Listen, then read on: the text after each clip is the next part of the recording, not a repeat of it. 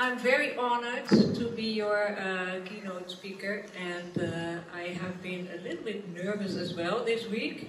Some of you might have seen my post on LinkedIn where I was telling that some dictator appeared on my slides. I was dreaming and having nightmares about it, but I'm sure it's going to be fine this afternoon.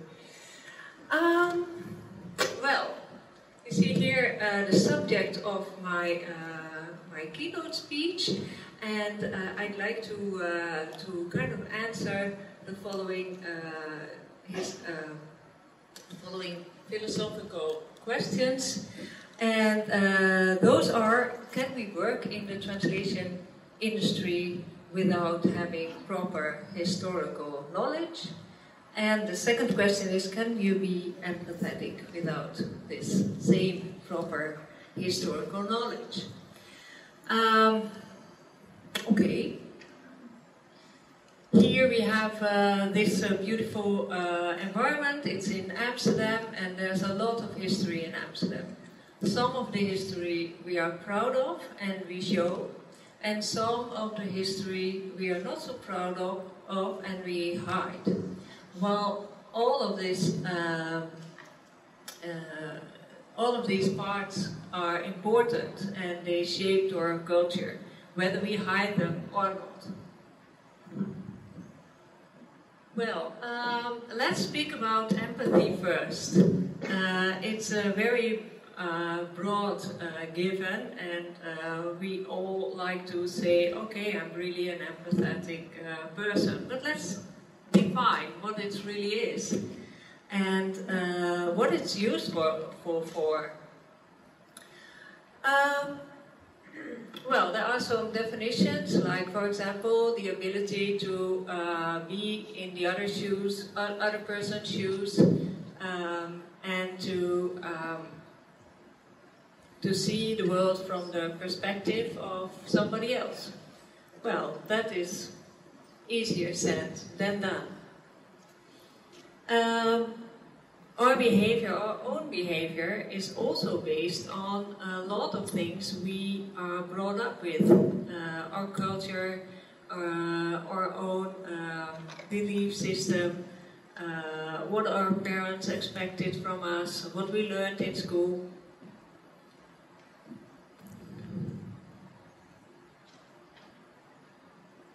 Let me show you some other parts of Amsterdam with its history. To let go of your judgments about other people, but also about statements or things, how we are in life, how we look at life, is also a part of being empathetic. And how does that work for us? If you let go of all of the ideas you have about things and you want to be right, then you create some openness for somebody else to be who they are, and also you learn from them much more than if you stay only on your own side of your world. In this industry, we come from a lot of different countries, and we have different cultures and different ways of seeing things, different religions perhaps. So it shouldn't surprise you that we also think differently about life and how to approach certain problems or business or life itself, or how we communicate with each other. And if we stay in our little world and look through our little windows, we miss extra information, and we don't come as far as we could. And therefore it's important to build up your ability to be even more empathetic than you are today. And how do we do that? First, we have to learn what our behavior is based on. And this is something I like to show you. And Andrew created this beautiful board. And I will show you something on it. I need to wear something because otherwise I might ruin my clothes.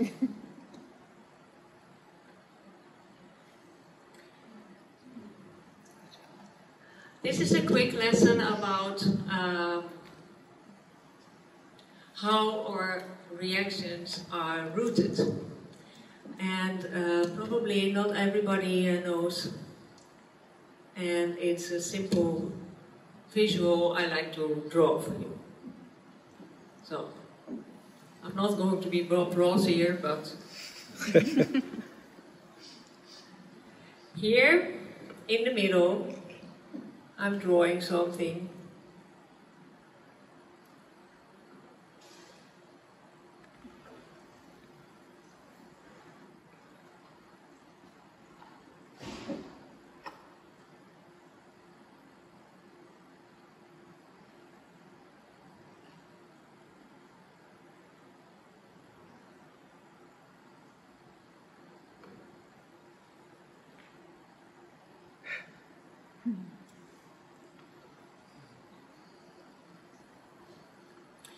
It's a W of wisdom. And we all want to be here because we want to be a wise person, we want to make wise decisions, and we want to leave our children with wise lessons for the future, right? The issue is that we will probably not really reach that in this life. But we can try. And we will. And therefore, we have this little roadmap. Or let's say, wings. We need to get some extra colors here. So here on the right side, I draw a wing.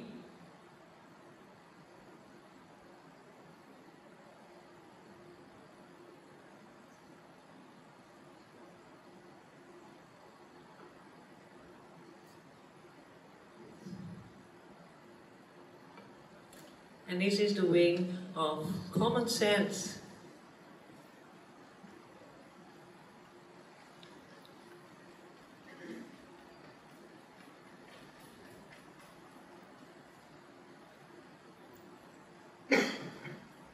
So, okay. This is common sense. And we learn how to use it. Our parents blamed us for a lot of stuff, and then they said, look, you have to use your common sense. Think. And so we do. We use our common sense. It gives us wings. At least it gives us one wing. We have another wing.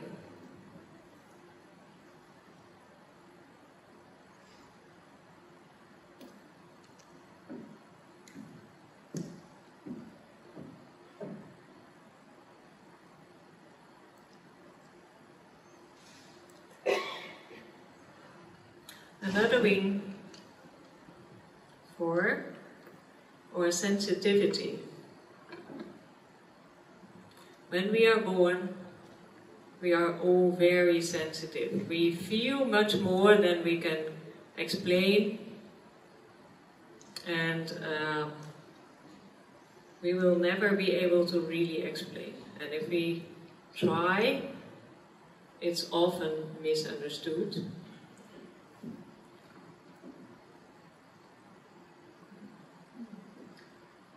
Okay, so these two are the path to wisdom. If we use them both and we are in balance, then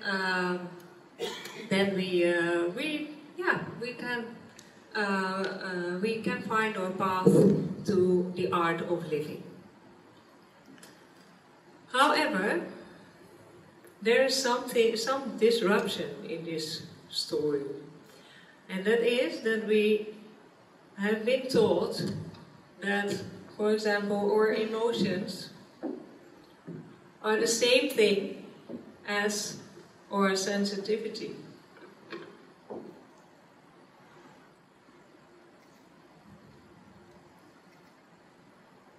So, but you guess already, they are not. They are absolutely something else. Because our own emotions are influenced by quite some things, but two of them I like to point out. One of them is fear, and the other one is hormones. And once you are super afraid, or a little bit afraid, adrenaline comes in. And then you start to react emotional, which is something completely different than using this sensitivity wing. But it's hard to recognize whether something is an emotion or just our sensitivity. How do you recognize? For your sensitivity, there's always time. There's always a calm feeling underneath. When emotions rush in, then this calm is gone. You are overwhelmed. You are, it's hard for you to see clearly and make the right decisions. So once you understand that these two are something completely different, and you recognize how you are and who you are when you are in this area and using this wing, then you understand much more how to be empathetic with someone else. You don't let yourself be overwhelmed by emotions, but you connect with the sensitivity of the person in front of you. On the other side, there's rational thinking. We, in the Netherlands at least, have been taught rational thinking is something good. But it's the opposite of the emotions.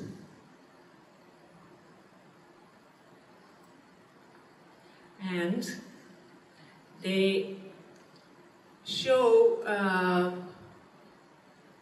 themselves, rational thoughts show themselves as thoughts that are about control and about being right and about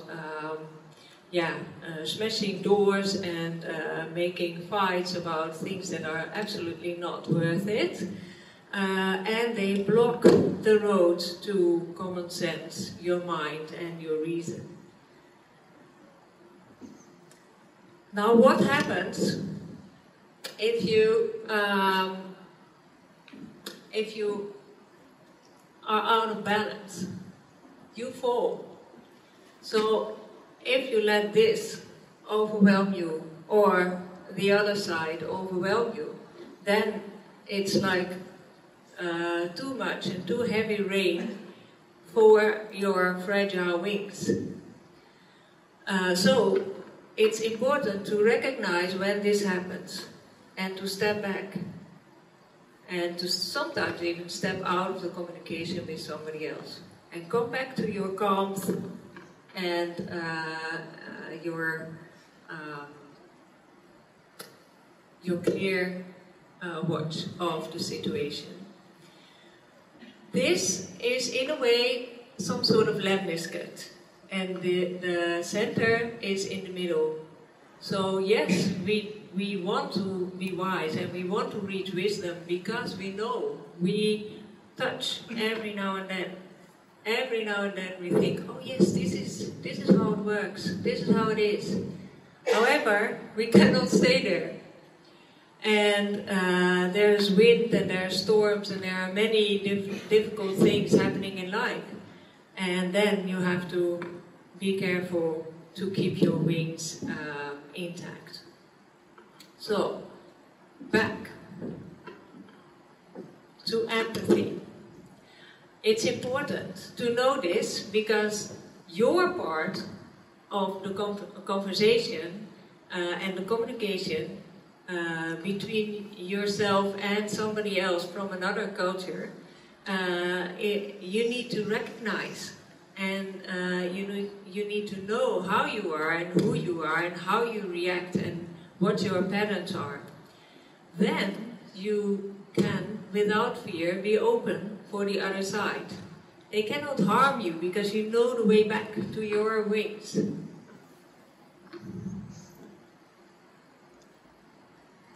Then what does history have to do with this?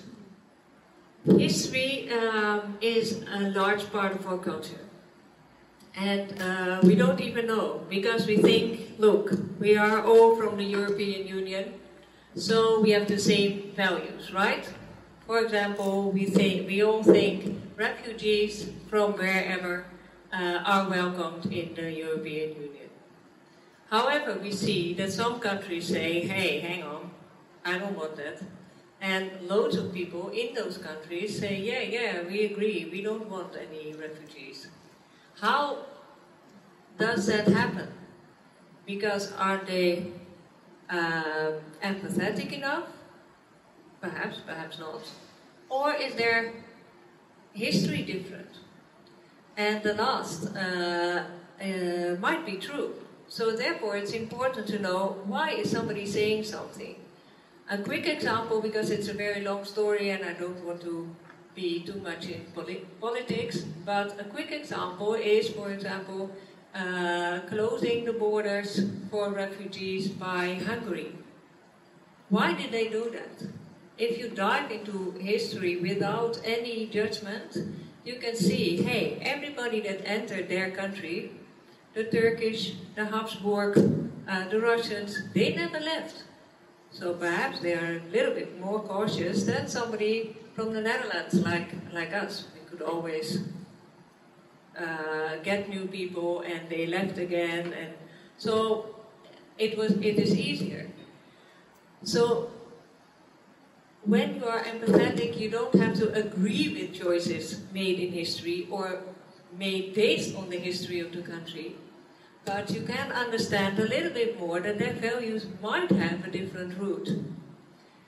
Somebody from Poland or areas from Slovakia or Slovenia, somebody can live there for many years already and have lived in 4 countries without even having moved ever.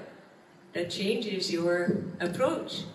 So if we know a little bit about the history of the people, we can understand a little bit better how their opinions, how their views on life are created and how they communicate. And if you have this space between you two and you have your wings intact, you can give room for an open and proper discussion about nowadays issues and interesting topics. Talent managers, to go to them and match it with this conference topic, talent managers attract a lot of different people in this industry, right? People from different countries, different nationalities, different language areas.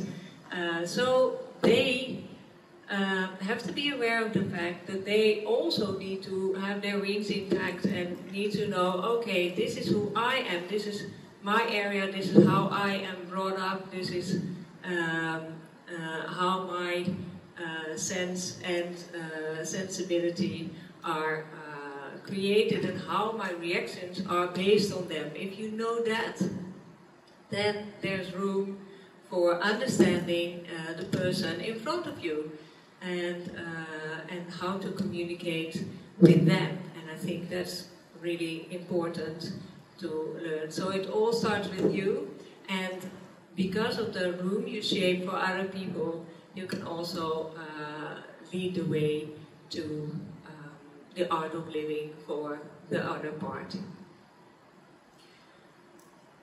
So that's my story for today. Do you have any questions? Is there anything you want to add?